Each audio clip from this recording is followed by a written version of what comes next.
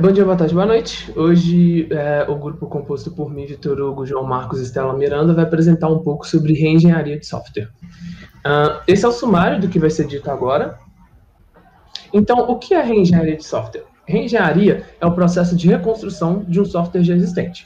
Então, o que é essa construção em si? Essa construção é a melhoria do desempenho, manutenabilidade, segurança ou documentação de um software que já existe em si.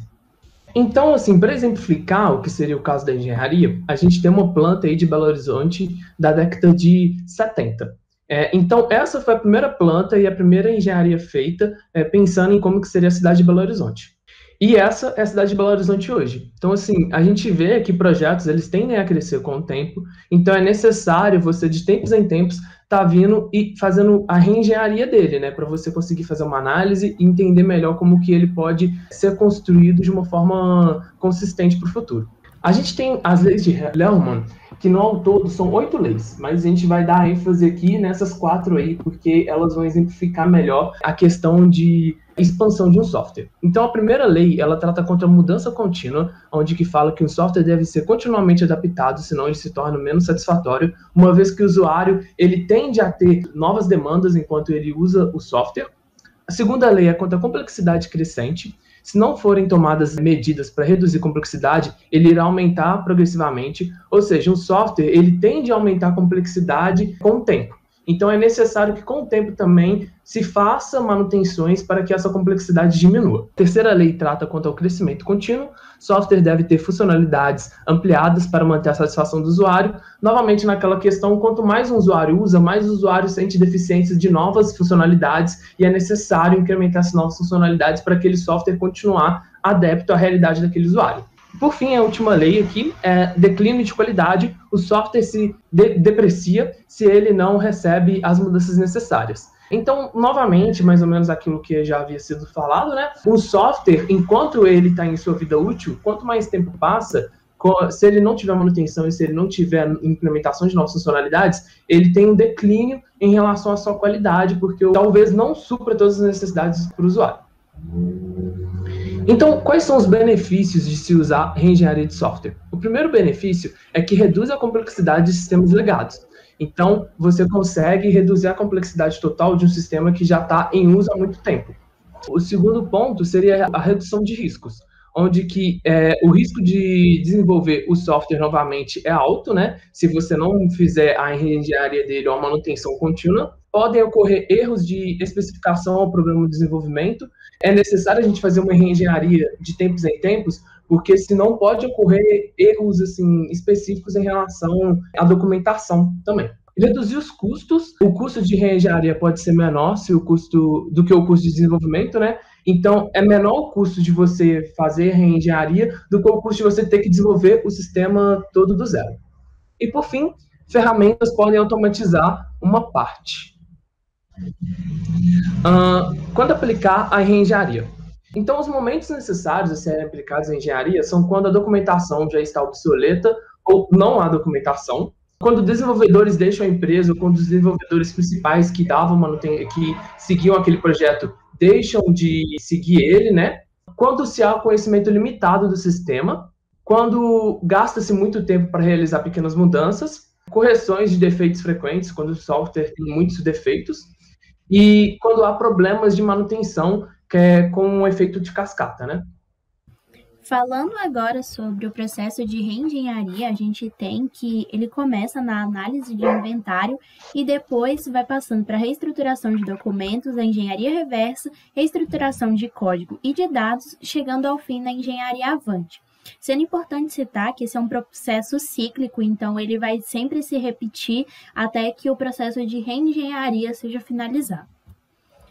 Começando pelo primeiro passo, que é a análise de inventário, a gente tem que nessa etapa vai ser feita uma revisão do inventário, das aplicações e dos sistemas que aquele negócio que está sendo avaliado tem. E nesse inventário a gente pode fazer ele através de uma planilha, então a gente pode ter informações como criticalidade, qual é a aplicação, a idade e o tamanho dela. E é importante citar que essa planilha tem que ser organizada de acordo com a criticalidade daquele sistema, porque no caso a gente tem que começar pelo que está mais crítico, ou seja, que é mais usado e está com mais problemas. No segundo passo, a gente tem a reestruturação de documentos, que ela é definida em 3 passos, que é ou a gente pode não fazer nada, a gente pode fazer, mas de uma forma mais simples, ou a gente pode limitar a documentação para coisas mais essenciais e mais gerais. Então, no primeiro caso, ele se aplica na criação de documentação que ela consome muito tempo. Então, isso é aplicado, por exemplo, para sistemas muito antigos e muito grandes, é mais fácil a gente refazer aquele sistema do que redocumentar ele. O segundo é a questão de a documentação, ela ter de ser atualizada, mas o negócio ter recursos limitados. Então, para esses casos, a gente fazer a documentação toda é muito trabalhoso. Então, a gente pega as partes mais importantes e refaz elas. O terceiro é que o sistema é crítico para o negócio e deve ser totalmente documentado. Nesses casos, quando geralmente o sistema ele é muito antigo e ele não tem quase documentação nenhuma, se faz uma abordagem inteligente, então a gente limita essa documentação para as partes essenciais e mais gerais que o sistema utiliza. Passando para o terceiro passo, a gente tem a engenharia reversa, que é quando a gente já tem um código-fonte pronto e a gente extrai informações dele. Então, nesse caso, a gente vai fazer extrações de abstrações de mais alto nível, como os diagramas de classe, diagramas de sequência do sistema, usando como base o código que a gente tem. O quarto e o quinto passo são a reestruturação de código e de dados, e nesse caso, pensando na arquitetura dos sistemas, geralmente elas são muito sólidas, porém seus módulos individuais eles são muito difíceis de manter, de testar e de entender. Então, dessa forma, a gente utiliza de uma ferramenta que verifica as construções desse sistema e se elas tiverem violações, nessas partes são feitas as reestruturações de código. Então, a documentação ali também é atualizada.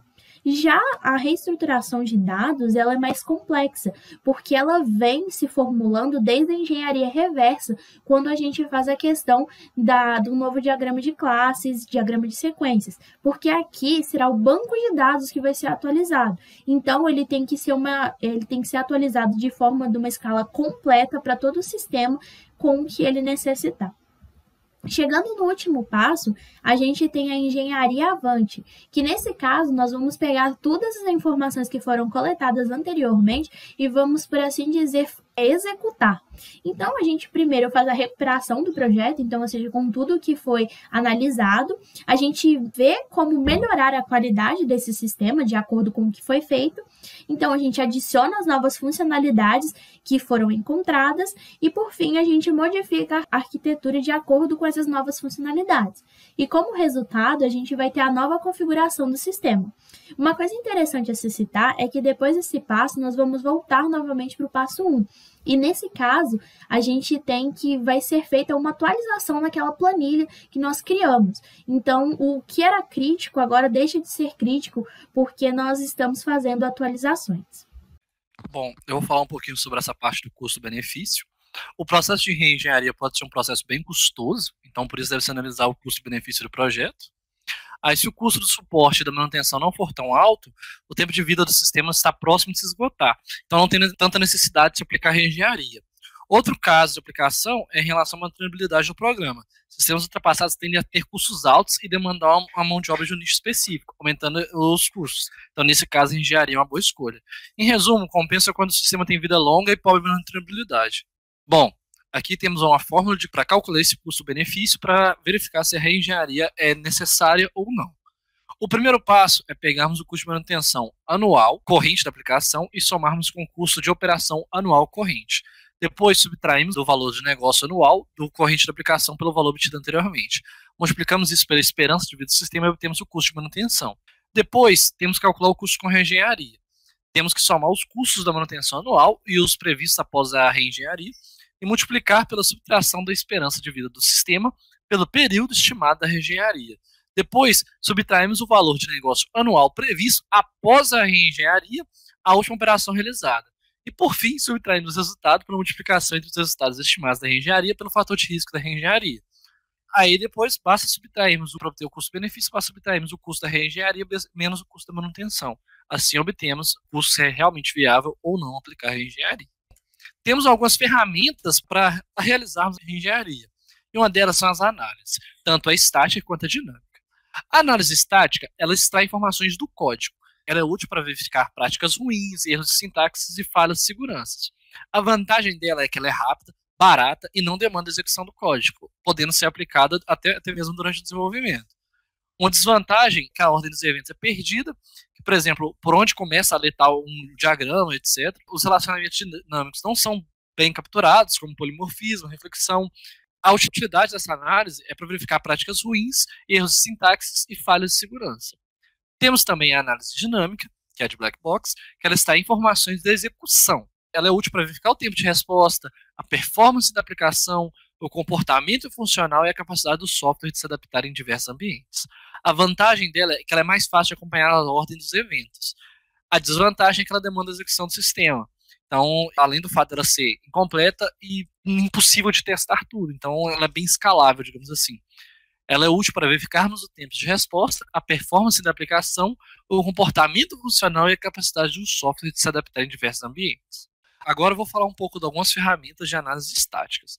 Temos primeiro o SonarQube, que é uma plataforma de código aberto desenvolvida pela SonarSource para inspeção contínua da qualidade do código, para executar revisões automáticas com análise estática do código, para detectar bugs, vulnerabilidades, tem suporte para mais de 20 linguagens de programação. Temos também o JArchitect, que é uma ferramenta de análise estática para o código Java.